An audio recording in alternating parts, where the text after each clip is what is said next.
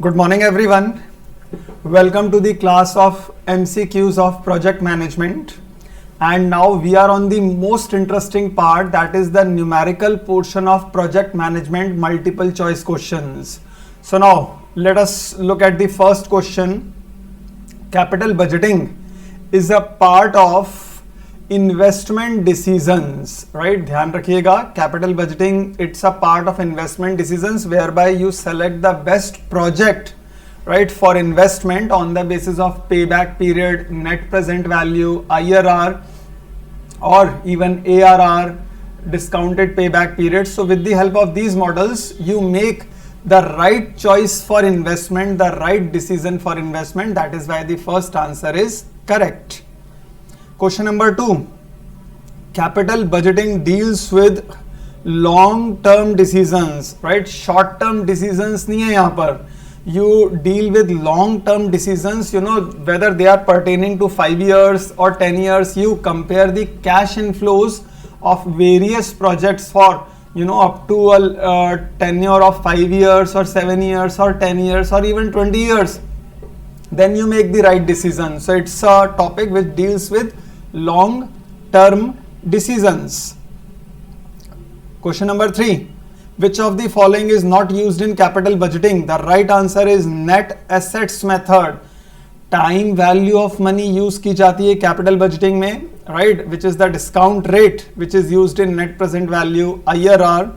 Sensitivity analysis is also used in capital budgeting, as well as the cash inflows. The annual cash inflows are also used, which are, you know, used in models like NPV, payback period, IRR, and so on. So net assets method, it's a method which is used in working capital. ये working capital management में use होता है.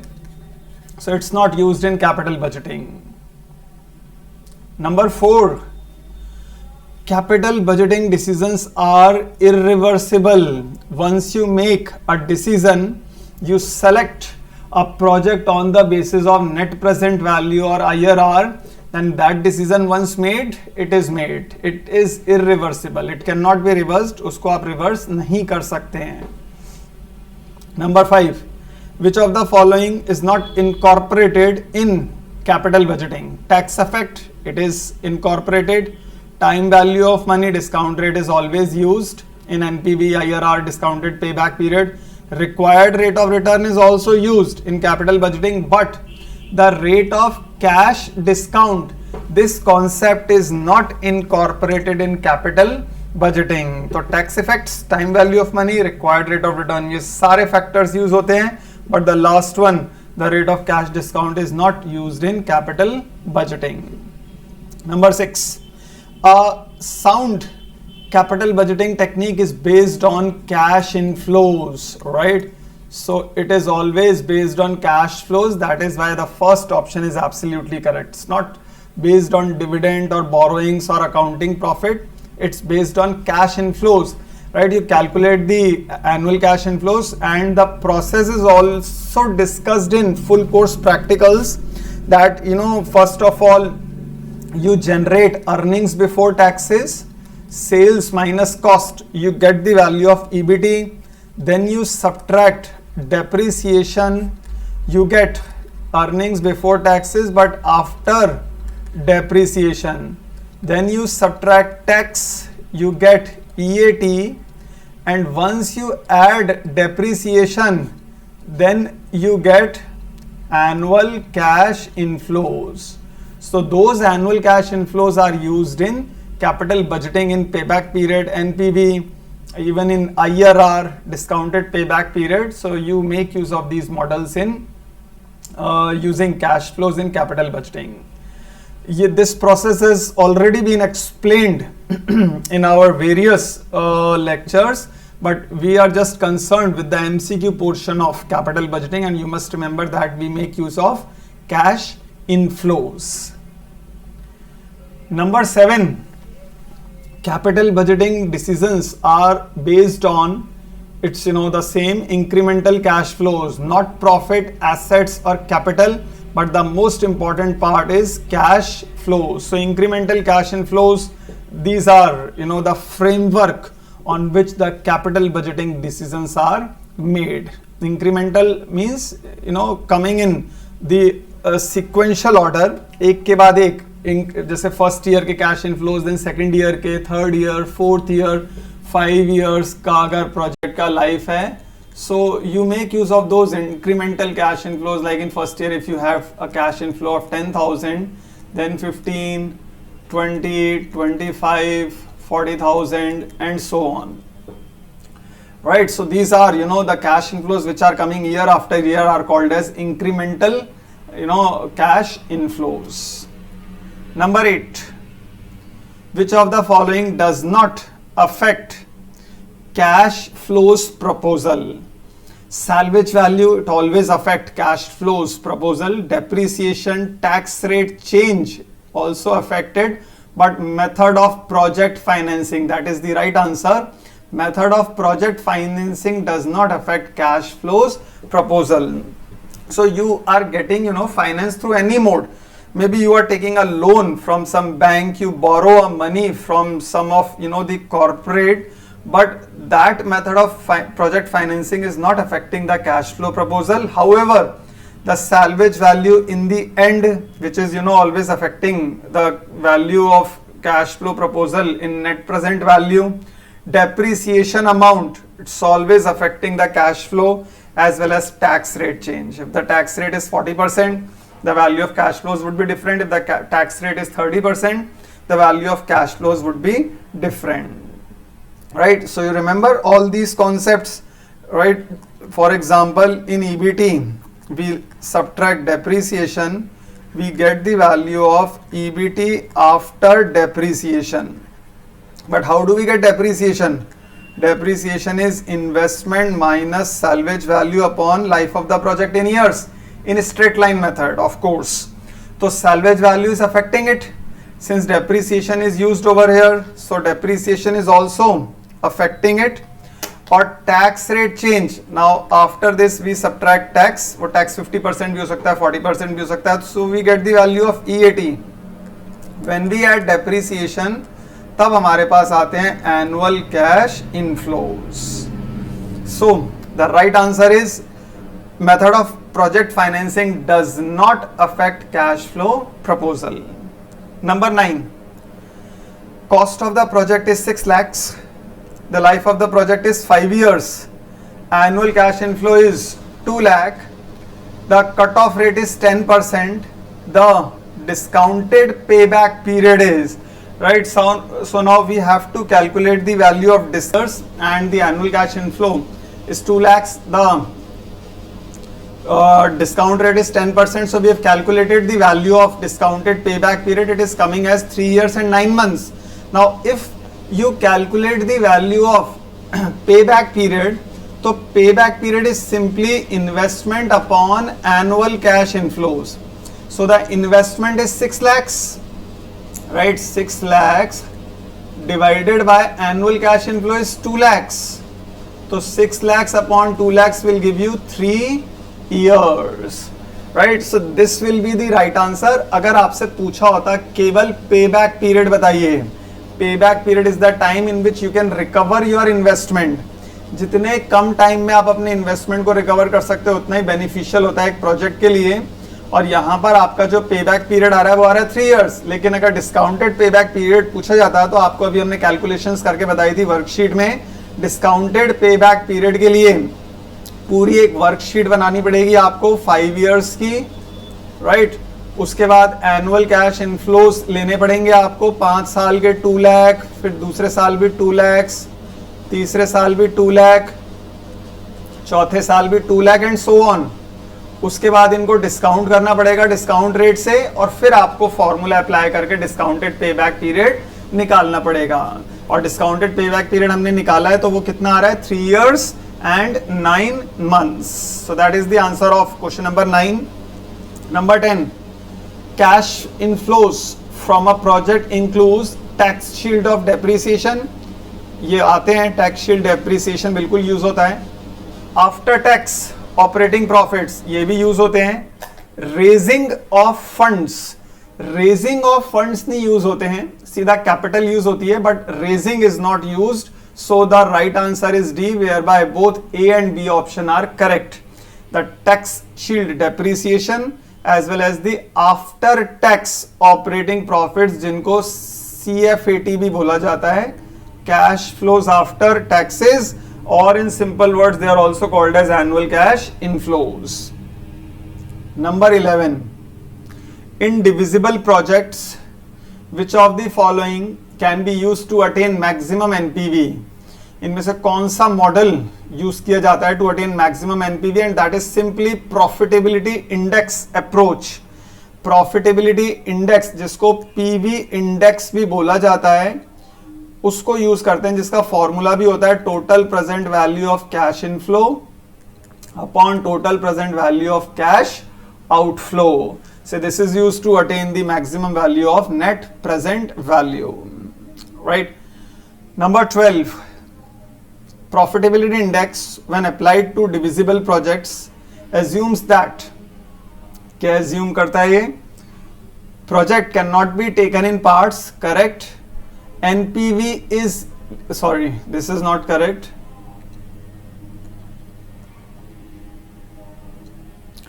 Project cannot be taken in parts. No, project can be taken in parts. NPV is linearly proportionate to part of the project taken up. NPV is additive in nature. और fourth option है both B and C. So D option is absolutely correct. Right? Project can be taken in parts. तो अगर ये can be taken in parts होता ना, तो ये first option भी सही होता. तो डिविजिबल प्रोजेक्ट का मतलब ये कि project is linearly divided into various parts, और उसमें NPV is linearly proportionate to the part. जो पार्ट लिया जा रहा है प्रोजेक्ट का, एनपीवी उसके प्रोपोर्शन में होता है, और उन सारे पार्ट्स को, मतलब एक पूरे प्रोजेक्ट को अलग अलग पार्ट्स में डिवाइड कर दिया जाता है. And NPV is additive in nature. NPV 1, NPV 2, NPV 3, it is additive in nature. So once the project is divided into parts, the NPV is linearly proportionate to the part that is taken up. अगर इस part का निकाल रहे हैं तो वो उस part के proportionate है, और इन सबको add कर सकते हैं. That is why the nature of NPV is additive. तो additive word बनाई add word से है. So it is additive in nature. That is why both B and C are correct. Number 13. Which of the following is a risk factor in capital budgeting? Industrial risk, competition risk, project risk. So all of these factors are correct. ये सभी parts होते हैं risk. They are all risk factors, in capital budgeting. Industry, competition and project specific risk. Net present value is a popular method which falls within non-discount cash flow method, within discount cash flow method. Number 14, equal within non discount cash flow method, no discount cash flow. No, fourth answer तो बिल्कुल भी consideration में नहीं है. The right answer of 14th question is, it is within discount cash flow method. Right, तो 14th के अंदर आप ध्यान रखिएगा, डिस्काउंट कैश फ्लो यूज होते हैं. डिस्काउंट रेट्स को यूज किया जाता है. जैसे 10% डिस्काउंट रेट है, तो we calculate the discount factor using this formula 1/1 + r raised to the power n, जिसमें वैल्यू आती है 0.909 डिवाइड करके 0.826, देन 0.756, और उनको फिर कैश इनफ्लो से मल्टीप्लाई किया जाता है. वो बन जाते हैं discounted cash flow. So that's why it is called as discount cash flow method. Number 15, a demerit of IRR method is that it does not distinguish between lending and borrowing. नहीं, वो ये तो करता है distinguish. Discounting and non-discounting, discounting में भी होता है. Cash flow and non-cash flow, इसमें IRR डिस्टिंग्विश नहीं करता है. Right, so third option is the right answer.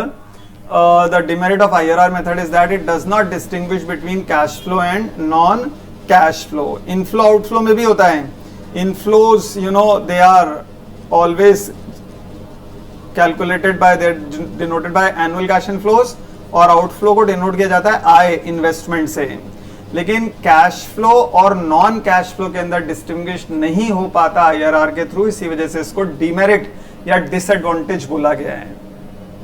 Number 16, while evaluating capital investment proposal, the time value of money is considered internal rate, right? Time value of money को payback method accounting rate नहीं बोला जाता, उसको क्या बोला जाता है? Internal rate of return, और उसको यूज किया जाता है. सो time value of money is considered in case of internal rate. Number 17, the return after the pay of period is not considered in case of present value method. तो आपको 17 का वो भी ध्यान रखना है. Return after the pay of period is not considered in case of present value method. Number 18, fill in the blank है ये, और इसमें बोला जा रहा है this method takes into consideration the time value of money and attempts to calculate the return of investment by introducing the factor of time element. तो time value of money use करते हैं सबसे importantly net present value method में. So for 18 the first answer is absolutely correct, although profitability index is also very close. और अगर NPV नहीं होता तो फिर आपको प्रॉफिटेबिलिटी इंडेक्स को ही टिक करना पड़ता, क्योंकि प्रॉफिटेबिलिटी इंडेक्स भी टाइम वैल्यू ऑफ मनी को यूज करता है. But the best alternative is net present value method. वो टाइम वैल्यू ऑफ मनी को कंसीडर करता है and it attempts to calculate the return on investment by introducing the factor of time element. Number 19, under fill in the blank method, the discount rate is determined internally. That is simply internal rate of return. तो discount rate को internally calculate किया जाता है. उसके लिए आप एक formula लगाते हैं पीवी फैक्टर का, वो होता है investment upon average cash inflows. So that is used in internal rate of return. The discount rate is determined internally using PV factor formula. Number 20, internal rate of return is also called as time adjusted rate of return. एक तो होता है ARR, average rate of return, वो calculate करते हैं आप different method से, right? उसमें time adjusted rate of return नहीं होता, वो simply rate of return method होता है. लेकिन time adjusted rate of return method is also popularly called as IRR, internal rate of return. So you must remember the another name for internal rate of return and it is called as time adjusted rate of return. Number 21, profitability index is also called as benefit cost ratio, क्योंकि इसका formula ही होता है total present value of cash inflows upon total present value of cash outflow. तो ऊपर है benefits, नीचे है cost, that is why it is called as benefit cost ratio, right? So you must be finding all these, MCQs very important and they will be clearing your concepts. So you must watch this most important video on project management as well as, capital budgeting, which is going to fortify your concepts on capital budgeting, project appraisal, financial feasibility. Number 22, fill in the blank है ये भी, is the relationship between present value of cash inflows and present value of cash outflows. Simply profitability index. ऊपर वाला formula भी देख सकते हैं आप, total present value of cash inflow upon total present value of cash, total present value of cash inflow upon present value of cash outflow. तो इसी फॉर्मूले में ये रिलेशनशिप भी छिपी हुई है. It is simply present value of cash inflows upon present value of cash outflows. Number 23, the proposal is accepted if the profitability index is greater than 1. जब भी ये greater than 1 होगा, आपको हमेशा प्रोजेक्ट को सेलेक्ट करना है.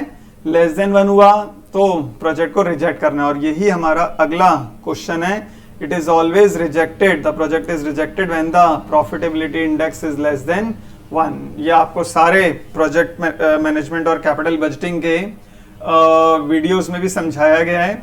फुल कोर्स जो क्लासेस हैं उसमें प्रॉफिटेबिलिटी इंडेक्स के कई क्वेश्चंस कराए हैं। और whenever the profitability index is greater than 1 you accept the project, so the project is accepted, while the project is rejected when the profitability index is less than 1. Right? Number 25. Fill in the blank है ये भी. Fill in the blank. The method is slight modification of net present value, simply profitability index. So there are so many questions on profitability index, which is also called as benefit cost ratio और PV index. तो NPV का ही slight modification है। NPV का formula है total present value of cash inflow minus total present value of cash outflow, और profitability index का formula है total present value of cash inflow upon total present value of cash outflow. तो आप देख सकते हैं दोनों के फॉर्मूले बहुत सिमिलर हैं, सेम वैल्यूज का यूज होता है, बस इसमें माइनस हो रहा है और इसके अंदर डिवाइड हो रहा है। एनपीवी एक्सेप्ट तब होता है जब प्रोजेक्ट में एनपीवी की वैल्यू पॉजिटिव आ रही है। प्रॉफिटेबिलिटी इंडेक्स के थ्रू प्रोजेक्ट कब सेलेक्ट होता है? When the value is greater than 1। Number 26, cash flow analysis is based on capital, fixed assets, cash, concepts of funds, that is the right answer. Working capital, cash flow analysis cash concept of funds के ऊपर ही based है, जहां पर हम सारे taxes depreciation को minus करके cash values calculate करते हैं, कैश इनकम कैलकुलेट करते हैं। So this is based on cash concept of funds.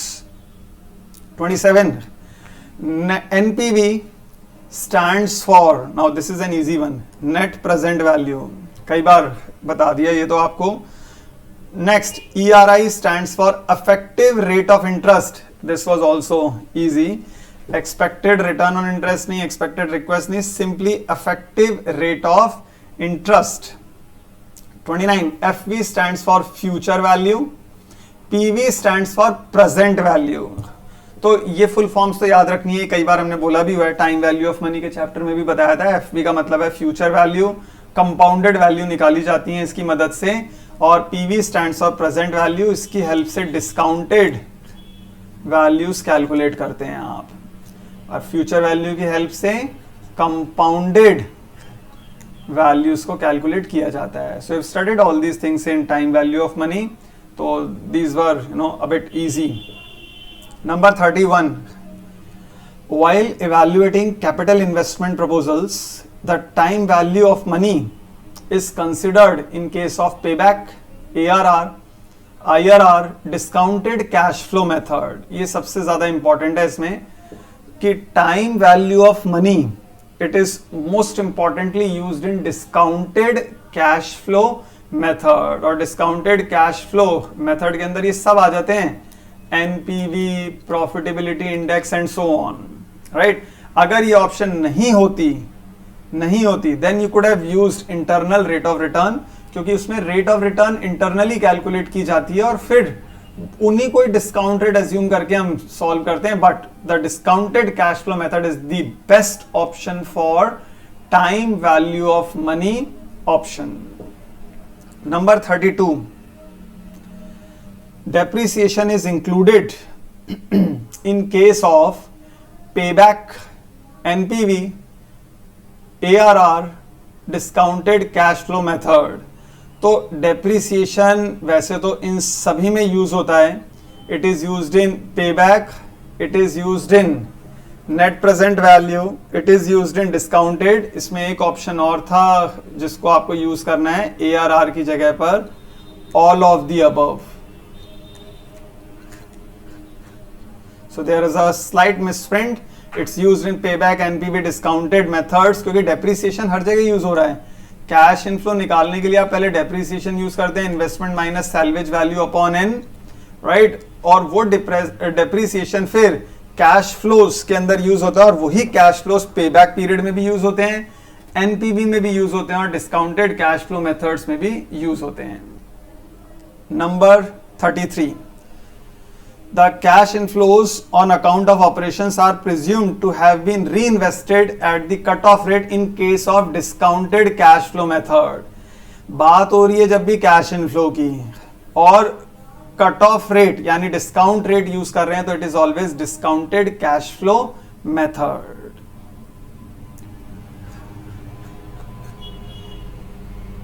Number 34, fill in the blank है.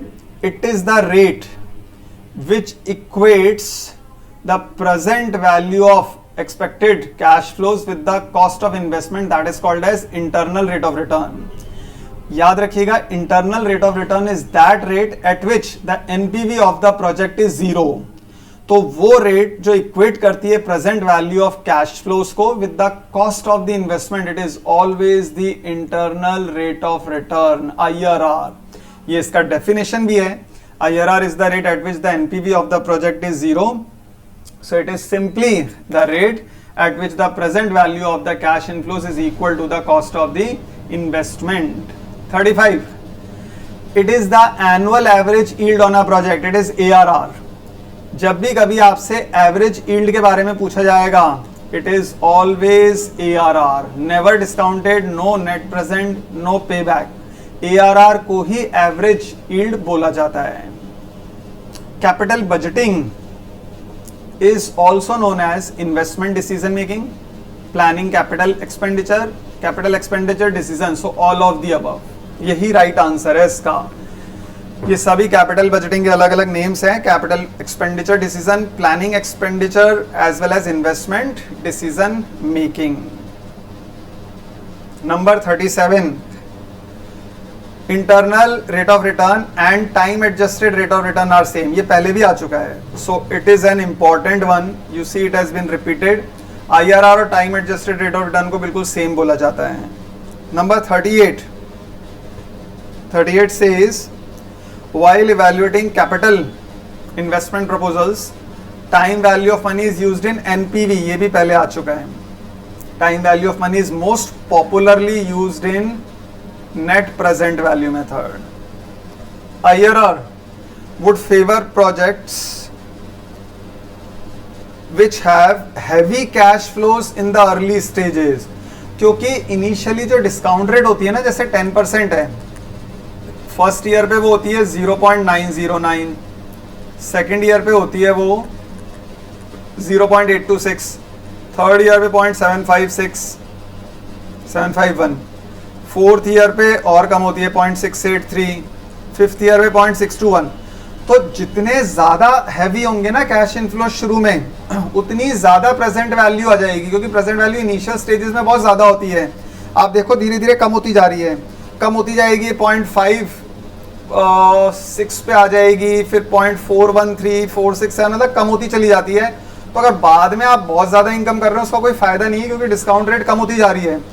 जितने हैवी कैश इनफ्लोज स्टार्टिंग में होंगे, अर्ली स्टेजेस में होंगे, उतनी हैवी प्रेजेंट वैल्यू हो जाएगी, क्योंकि मल्टीप्लाई तो होंगे ना कैश इनफ्लोज, और शुरू में बहुत ज्यादा है प्रेजेंट वैल्यू फैक्टर. तो जितने ज्यादा कैश इनफ्लोज उतनी ज्यादा होगी प्रेजेंट वैल्यू. इसीलिए IRR would always favour those projects which have heavy cash inflows in the early stages of the project. Later में आ जाए तो कोई फायदा ही नहीं है, बेकार है वो. इतने बाद में अगर आपके कैश इनफ्लोज बहुत ज्यादा आ रहे हैं, इवनली का भी कोई फायदा नहीं है. IRR stands for, again simple, internal rate of return. ARR is average rate of return. NPV positive कब होता है? When PVCI is greater than PVCO. ये बताया था, जब भी present value of cash inflows ज्यादा होंगे, present value of cash inflows से NPV पॉजिटिव आ जाएगा. और अगर present value of cash inflows कम निकले तो NPV आपका नेगेटिव हो जाएगा. Let us see if this is the next question. हाँ, तो when NPV is negative, NPV negative होता है तो इसका मतलब NPV जो है नेगेटिव किस केस में आता है? when मिसप्रिंट है, NPV is less than 0. NPV जब आपका less than 0 होगा ना, तभी उसकी वैल्यू नेगेटिव आ जाएगी। और present value of cash inflows are less than present value of cash outflow. So second option PI21 इनका कोई मतलब नहीं है। When the value of present value of cash inflows is less than present value of cash outflows, या ऐसा हो कि present profitability index when it is less than 1, अगर प्रॉफिटेबिलिटी इंडेक्स लेस देन 1 होता तो एनपीवी लेस देन 0 की जगह अगर ये लिखा होता ना पीआई लेस देन 1 यहाँ पर, तो भी आपका एनपीवी नेगेटिव आता है, क्योंकि पीआई 1 से कम हो गया, दैट मीन्स एनपीवी नेगेटिव है, क्योंकि प्रॉफिटेबिलिटी इंडेक्स का फॉर्मूला होता है present value of cash inflow upon present value of cash outflow. अब मान लो ये 10,000 हैं, नीचे है 15,000, तो वैल्यू कम आ गई ना। और मान लो पहले तो सिंपल एग्जांपल से बताते हैं, ये होते हैं केवल 5,000, तो हमारे पास प्रॉफिटेबिलिटी इंडेक्स कितना आ गया 2। लेकिन अगर ये होता ऊपर तो 5,000 present value of cash inflows और नीचे होता 10,000, तो क्या वैल्यू आ जाती 0.50, लेस देन 1 हो गया। तो अगर आप इसका एनपीवी निकालोगे ना नेगेटिव आएगा। 5,000 present value of cash inflows minus outflow 10,000, तो आपका एनपीवी आ गया negative. So that means pi less than 1 होता या फिर एनपीवी लेस देन 0 होता, दोनों ही केस के अंदर आपका एनपीवी नेगेटिव आता। Number 45, fill in the blank, is a long term planning for financial proposed capital outlay, simply capital budgeting, जो आपका पूरा चैप्टर ही है। लॉन्ग टर्म प्लानिंग होती है इसमें, शॉर्ट टर्म नहीं होती। For financing proposed capital outlay, कोई भी कैपिटल इन्वेस्टमेंट डिसीजन आपने सेलेक्ट किया और वो पूरा सेलेक्ट किया जाता है कैपिटल बजटिंग की मदद से। Which of the following is the first step in capital budgeting process? इनमें से कौन सा फर्स्ट स्टेप है? फाइनल अप्रूवल तो सबसे लास्ट का है, इम्प्लीमेंटिंग बाद में होता है, स्क्रीनिंग भी बाद में। आइडेंटिफिकेशन ऑफ इन्वेस्टमेंट प्रपोजल, पहले 3-4 प्रपोजल्स को आइडेंटिफाई किया जाता है, उनको स्क्रीन किया जाता है, राइट, और उसके बाद उनका एनालिसिस होता है पेबैक से, एनपीवी से, आईआरआर से, और उसके बाद अप्रूव होने के बाद फिर उनको इंप्लीमेंट करते हैं। So identification of investment proposal is the first step. Number 47, the term fill in the blank है, refers to the period in which the project will generate the necessary cash flows to recoup, मतलब recover. To recover the initial investment is the definition of payback period. Payback period is the time in which you can recover or recoup your initial investment. जितना ये कम होता है उतना ही better होता है. So the term payback period, it refers to the period, it refers to the time in which the project will generate cash inflows to recover the initial investment. एक किसी project का payback है 2 years, दूसरे का है 3 years और चौथे का है 4 years. So you'll always select that project in which the payback period is minimum. Number 48, a mutually exclusive project can be selected as per payback period when it is less. जब भी less होगा, ये हमने बताई दी आपको, तो इसका मतलब कम टाइम में आपके इन्वेस्टमेंट की रिकवरी हो रही है, और जितनी जल्दी आपका इन्वेस्टमेंट रिकवर हो गया उसके बाद से ही फिर प्रॉफिट्स जनरेट होना स्टार्ट हो जाते हैं. Alright, so we come to an end of this very important lecture on numericals of project management, and we'll continue with some more interesting practicals of project management in our next lecture.